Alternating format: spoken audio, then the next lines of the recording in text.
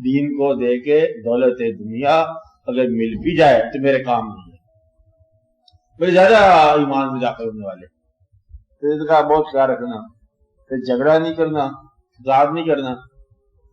یہ فرشتوں نے ڈائلاگ کیا تھا اللہ دنیا سے، لیکن کیا تم بنا رہے ہو، یہ عشق بنا رہے ہو، یہ تو زمین پر جا کے خون بہے گا، فساد کی.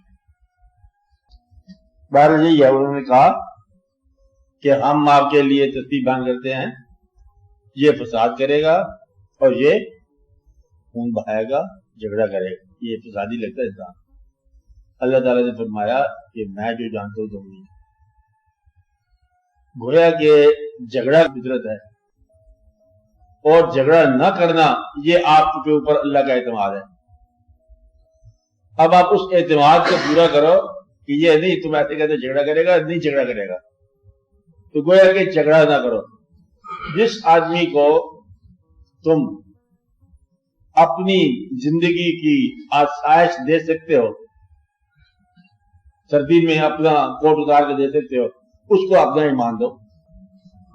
تم ایمان دیتے ہو اور اسے پیسہ نہیں دیتے ہو، تو گویا کہ تم ایمان سے بیزار ہو چکے ہو. چل ایمان تو لے لے، پیسہ تو میں دیتا نہیں، پیسے سے پیار ہے. جس شخص کا پیسے سے پیار ہے وہ ایمان نہیں دے سکتے کسی کو. تو ایمان یا اسلام دینا کس آدمی کا کام ہے؟ جو اپنا حصہ بھی دے سکے. جو شخص آسائش نہیں تقسیم کرتا وہ ایمان کیسے تقسیم کر سکتا ہے؟ تم اسے جنت دیتے ہو، دنیا کچھ نہیں دیتے تھے. تو لہٰذا وہ کہتا مجھے دوائی دے دو، کہتا دوائی کے لیے کیسے کلمہ پڑھتا پھر دوائی. تو گویا کہ اسے تم آسائش بھی نہیں دیتے، ضروریات بھی نہیں دیتے، اس کے ساتھ محبت بھی نہیں کرتے، اور ڈانٹ لگاتے ہو حکم کے طور پر کہ چل تو نماز پڑھ، یعنی کہ ہم مشکل میں ہیں تم بھی مشکل میں آ. اس لیے یہ تبلیغ جو ہے یہ تبلیغ جائز ہے. تبلیغ محبت کی ہے، مائل کرنے کی ہے، قائل کرنے کی ہے، گائل کرنے کی بالکل نہیں ہے، جھگڑا کرنے کا نہیں ہے. کہتے تھے کیوں تو نے مارا، کہتے نماز نہیں پڑھتا تھا مار دی. اب یہ جو ہے نا یہ قتل ہے. دوسرے آدمی کو نماز کی افادیت بتاؤ اپنی محبت کے ساتھ. ہمارے پاس محبت ہے نہیں اور تبلیغ ہے. محبت نہ ہو اور تبلیغ ہو تو یہ گمراہی ہے. بغیر تعلق کے تبلیغ نہ کرو. اور تعلق جو ہے وہ جو تمہارے کہنے میں آگے تمہارے ساتھ چلے. ہندو کے ساتھ تعلق ہو تو آپ مندر میں چل جاؤ کہ ہمارے دوست کا گھر ہے، چلو ادھر سے ہوا ہے مندر میں، تو دوست ہے نا ہمارا. تو اگر دوستی ہے تمہاری اس آدمی کے ساتھ پھر وہ تمہارے دین پر چلے گا، اور اگر دوستی نہیں ہے تو پھر تم سے بیزار ہے، تمہارے دین سے بیزار ہے. دشمن کو تبلیغ نہ کرو جب تک اس کے ساتھ دوستی نہ کرو. یہ ہے نا بس ایسے تبلیغ کو پھینکنا لاٹھی کی طرح، یہ نہیں کرنا. یہ بات میں جھگڑا نہیں ہوگا، کبھی جھگڑا نہیں ہوگا. دوسرے آدمی کو یہی بات سچی ہے ملی ہے. جھگڑا میں نے آپ کو بتایا ہوا صاحب سے کہ ایک آدمی نے ایک کتاب پڑھ لی، دوسرے دوسری کتاب پڑھ لی. ایک آدمی کو ایک مولوی مل گیا، دوسرے کو دوسرا مولوی مل گیا. انہیں یہاں سے بات پکی کر لی، اسے وہاں سے بات پکی کر لی. دیکھو نا، اب یا رسول اللہ کہنے والی کو بات ہے. اللہ تعالیٰ کی خود ارشاد ہے کہ کل نفس ذائقۃ الموت، جہاں بھی آیا سب کو مرنا ہے. آج کا مطلب حال میں یہ کہنا حیات النبی آپ کی مثال کے بعد آپ زندہ ہیں، اس اسلام کے خلاف. کچھ لوگوں نے سوچا ہاں یہ ٹھیک ہے مولوی صاحب، اور دوسرے نے کہا کہ اگر زندہ نہیں ہے تو کلمہ کیسے رہ سکتا ہے.